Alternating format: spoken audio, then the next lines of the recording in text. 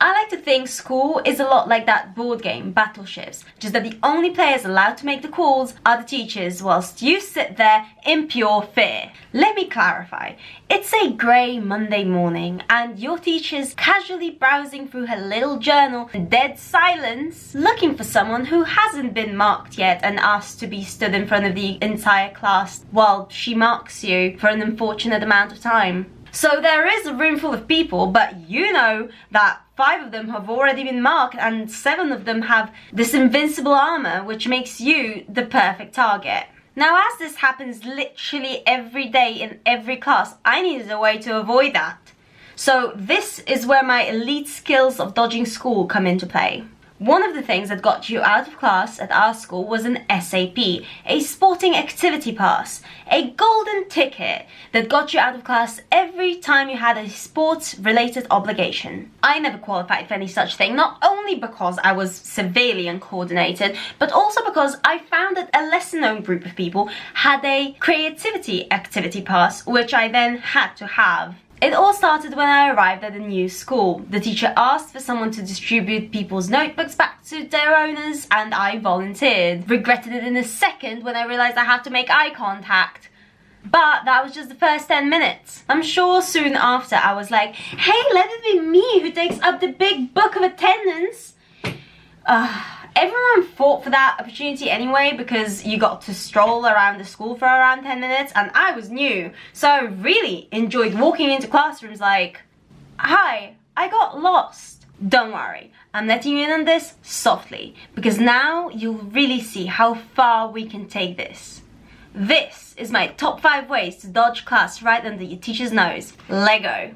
Number 1, volunteering for things. Now this ranges anywhere from taking the attendance book up and down the stairs to offering help to distressed people. First, you're doing a public service, and second, you'll always be excused if you can elaborate that you've been helping a pregnant teacher up and down the stairs. Also, yes teacher, I would love to read your poem at the World Day of Song and Melody, which literally no one attended. But by far my favourite thing to volunteer for was that day when you got to sit at the entrance to the school with your friend and just mark down everyone who comes to visit the school. But basically they let you go home early, or at least you didn't have to attend class. Those days were quality. Here's some live footage. But basically all we did was toss sweets at each other and help recycle. Number 2. Sign up for competitions. Now, I know this one seems a bit counterintuitive, but hear me out. I won't sign up for one because that's what I do. Hi, it's a bit of a problem.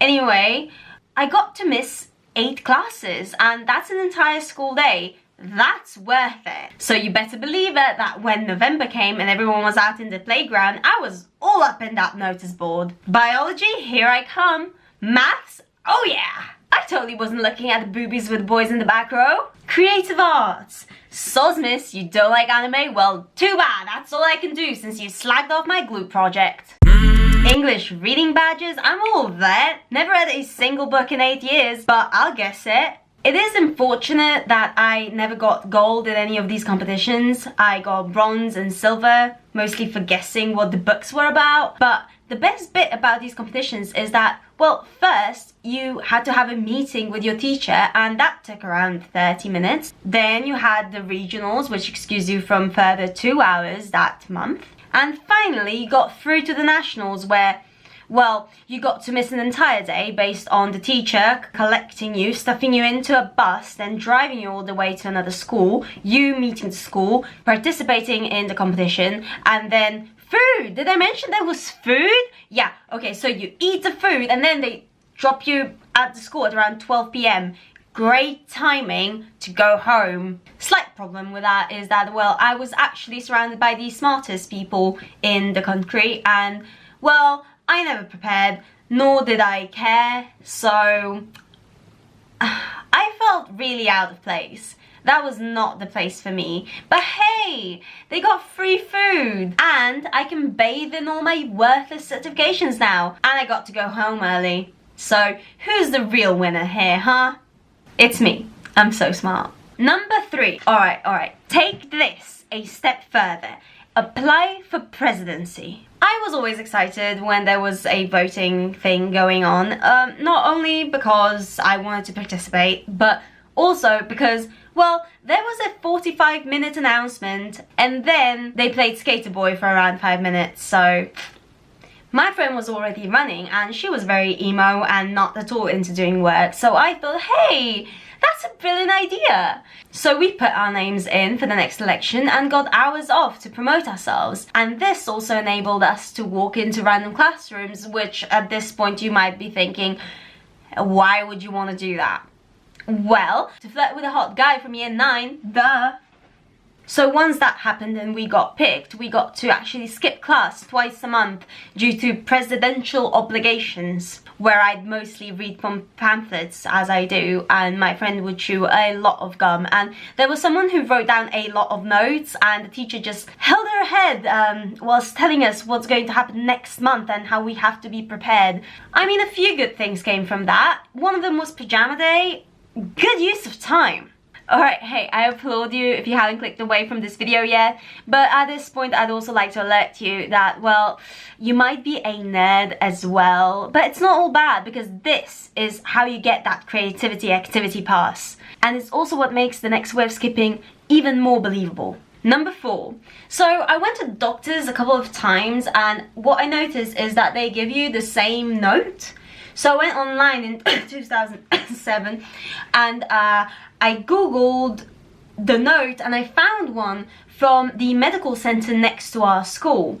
Now, let me know if this still works, but basically 3 clicks in Photoshop and you've got yourself a sure deal. That's bound to get you out of school. Been there, done that. Now, if you're a parent, don't dislike this video. I gave your kid plenty of ways to skip school productively. Don't nag. So, number 5.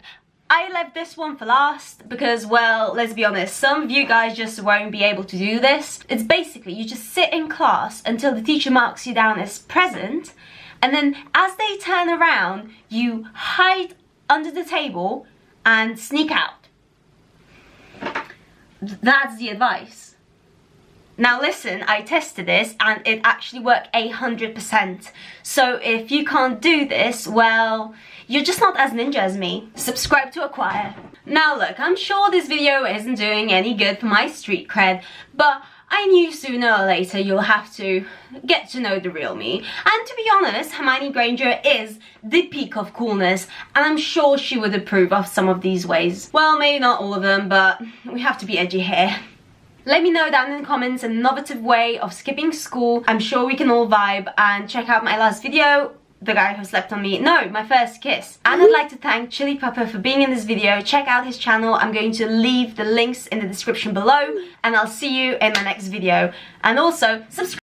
Hey guys, thank you so much for watching. A big shout out to Burger Boy for drawing this amazingly accurate image of me.